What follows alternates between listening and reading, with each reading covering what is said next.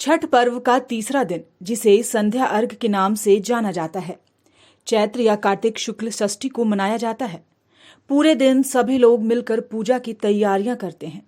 छठ पूजा के लिए विशेष प्रसाद जैसे ठेकुआ, चावल के लड्डू जिसे कचवनिया भी कहा जाता है, यह सब कुछ बनाया जाता है। छठ पूजा के लिए एक बांस की बनी हुई टोकरी, जिसे दौरा कहते हैं, में पूजा के प्रसाद फल डालकर देवकारी में रख दिया जाता है। वहां पूजा अर्चना के बाद शाम को एक सूप में नारियल, 5 प्रकार के फल और पूजा का अन्य सामान लेकर दौरा में रखकर घर का पुरुष अपने हाथों से उठाकर छठ घाट पर लेकर जाता है। यह अपवित्र ना हो, इसलिए इसे सर के ऊपर की तरफ रखते हैं। छठ घाट की तरफ जाते हुए रास्ते में प्रायः महिलाएं छठ का गीत गाती हैं। नदी या तालाब के किनारे जाकर महिलाएं घर के किसी सदस्य द्वारा बनाए गए चबूतरे पर बैठती हैं।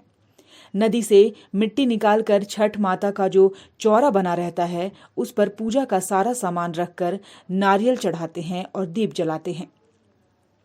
सूर्यास्त के कुछ समय पहले सूर्य देव की पूजा का सारा सामान लेकर घुटने भर पानी में जाकर खड़े हो जाते हैं और डूबते हुए सूर्य देव को अर्घ देकर 5 बार परिक्रमा करते हैं।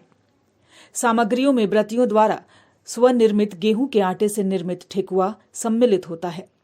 यह ठेकुआ इसलिए कहलाता है क्योंकि इसे काठ के एक विशेष प्रकार के डिजाइनर फर्म पर आटे की लुगदी को ठोक कर बनाया जाता है।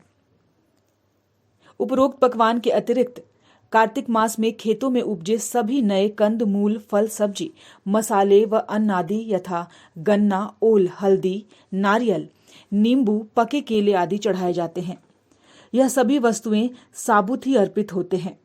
इसके अतिरिक्त दीप जलाने हेतु नए दीपक, नई बत्तियां व घी ले जाकर घाट पर दीपक जलाते हैं। इसमें सबसे महत्वपूर्ण अन्न जो है वह है कुसही केराव के दाने, जो टोकरे में लाए तो जाते हैं, पर सांध्य अर्घ में सूरज देव को अर्पित नहीं किए जाते। इन्हें टोकरे में कल सुबह उगते सूर्य को अर्पण करने हेतु सुरक्षित रख दिया जाता है। बहुत सारे लोग घाट पर रात भर ठहरते हैं। वहीं कुछ लोग छठ का गीत गाते हुए सारा सामान लेकर घर आ जाते हैं और उसे देवकरी में रख देते हैं। Bureau report, news wing. बात के बाद अब गिरिडीह के बरगंडा में खुल गया है आविष्कार डायग्नोस्टिक।